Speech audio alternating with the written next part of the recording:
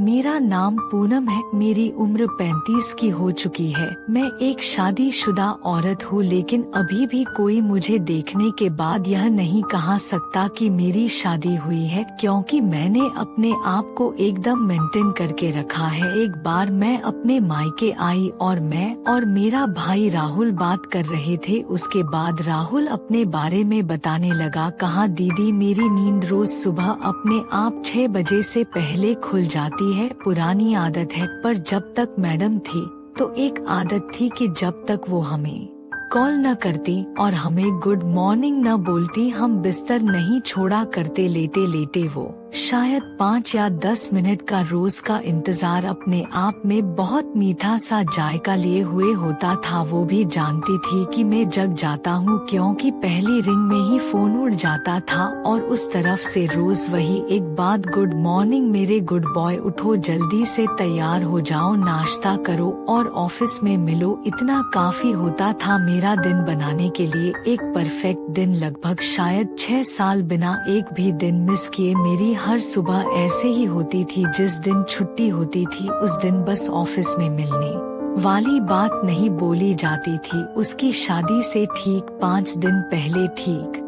ठाक सी सर्दी थी। हम उस समय 3 बैचलर्स एक साथ रहते थे, 3 कमरे के बड़े से घर में, मगर मैं उस दिन उन 3 कमरों में अकेला ही था। बाकी दोनों छुट्टी लेकर घर गए हुए थे। हालांकि मेड मेरा खाना बना कर गई थी, मगर उन दिनों तो मेरी जिंदगी टाइम बम की तरह थी, जिसकी उल्टी गिनती शुरू हो चुकी थी। ऐसे में खाना हलक से उतरता ही नहीं था। रात के 11 बजे थे, फोन की घंटी बजी। देखा मैडम की कॉल थी। फोन उठाया और बोला, हाँ दुल्हन आंटी। वहाँ से तपाक से जवाब आया, आंटी किसको बोला? और हम दोनों ठेका लगाकर हंस दिए। खाना खाया? मैंने कहा, हाँ खा ही लिया।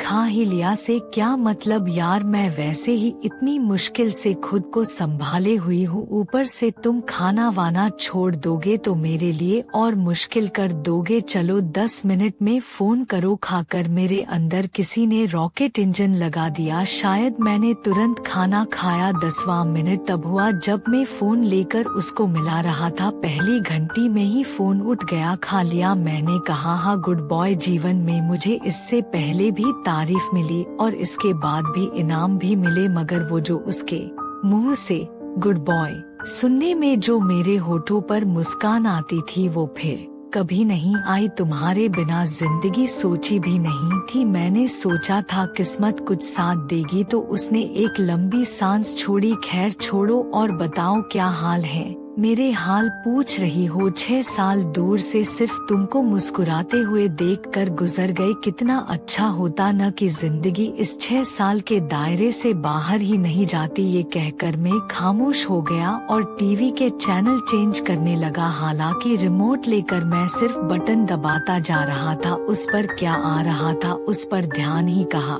था। टीवी को म्यूट किया हुआ था। मैंने सिर्फ उसकी सांसें सुन रहा था। मैं एकदम खामोशी थी चारों तरफ। पता नहीं कितनी देर ये खेल चलता रहा। मुझे लगा मैडम सो तो नहीं गई। मैंने हल्का सा झूठ मूठ का खासा। वो तुरंत बोली, जग रही हूँ, तुमको सुन रही थी। पर मैंने कुछ बोला ही कहाँ? तुम जब नहीं बोलते हो तब बहुत कुछ बोलते हो। इतने सालों से यही तो रिश्ता रहा है हमारा। सुनो, ऐसे ही रहना हमेशा, कभी बदलना मत। इतने ही स्वीट, इतने ही इनोसेंट। तुम्हारी सबसे बड़ी खूबी तुम्हारे अंदर जो दिल है वो एकदम बच्चों जैसा है। उसको इतना ही साफ रखना। जिंदगी की किसी भी कड़वाहट को इसमें मत भरना। क्या हुआ, सो गए क्या? उसने धीमे से पूछा। नहीं, अपनी तारीफ सुन रहा था। जाने तुमको क्या क्या गलत फहमी है। मैं और स्वीट इनोसेंट, मेरे अंदर दुनिया भर के प्रेम चोपड़ा और अमरीश पुरी भरे हुए हैं।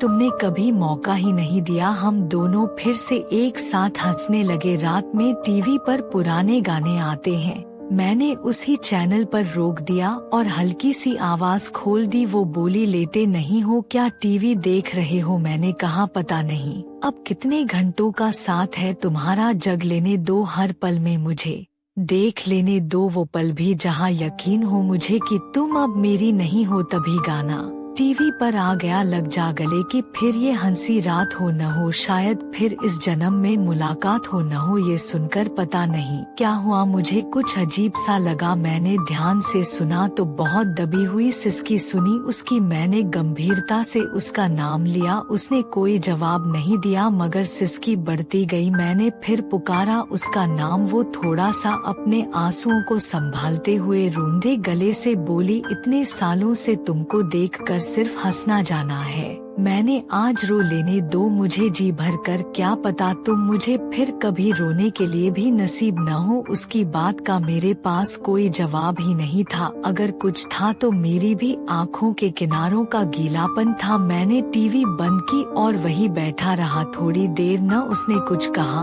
और न मैंने। उस समय यूँ लगा जैसे दुनिया में सिर्फ हम दोनों ही थे और बाकी सब शून्य था। उस समय मैं उसकी धड़कन पहचान रहा था, क्योंकि उसी धड़कन के साथ मेरा भी दिल धड़क रहा था। बिछड़ने का दर्द था उसमें।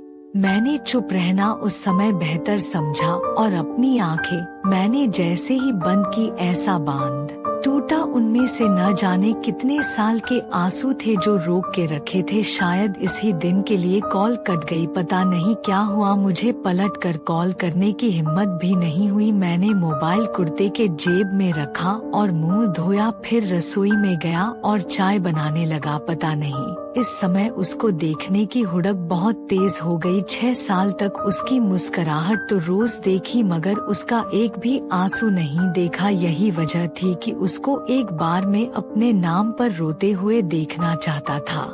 इतने में मेरा मोबाइल बजा। मैंने जैसे ही उठाया उधर से आवाज आई, मुझे माफ कर देना, मैं अपने माँ बाप की वजह से ये शादी कर रही हूँ, तुमको तो पता ही है सब। मैंने जवाब दिया, पागल हो क्या, इसमें माफी कहाँ से आ गई। तुमने जो किया उस पर गर्व है मुझे। अगर तुम ऐसा नहीं करती तो मुझे अफसोस होता। माँ बाप से बढ़कर कुछ है ही नहीं इस दुनिया में। वो थोड़ा शांत होकर बोली, सुनो, एक बात के लिए माफ कर पाओगे मुझे? क्या बात है, बोलो। मैं कंधे और सर के बीच में मोबाइल एक साइड में दबाकर चाय छानते हुए बोला, क्या मुझे इजाजत दोगे कि आज के बाद में तुम्हें कभी फोन न करूं? इतना सुनते ही मेरे पांव तले जमीन खिसक गई। यूं लगा जैसे कोई कह रहा हो कि अपना वजूद भूल जाओ। मेरे माथे पर पसीना आ गया, एकदम धड़कन तेज हो गई। क्या हुआ, कुछ बोलो न। क्या बोलूं, तुमने तो सीधे सांसें ही मांग ली। बड़ा महंगा गिफ्ट ले रही हो अपनी शादी का मुझसे। अपना थूक गटकते हुए मैंने उसको बोला, जैसा तुमको ठीक लगे। इतने में उसके दरवाजे पर किसी ने खटखटाया। वो 1 मिनट का बोल के चली गई। मैं कांपते हाथ से मोबाइल पकड़े हुए था, क्योंकि अंतिम लम्हा आने वाला था। वो वापस आकर लेट गई, फोन उठाकर बोली, जाने का टाइम हो गया। आज पहली बार मुझे ये लग रहा है कि जाने तुमसे कितना कुछ कहना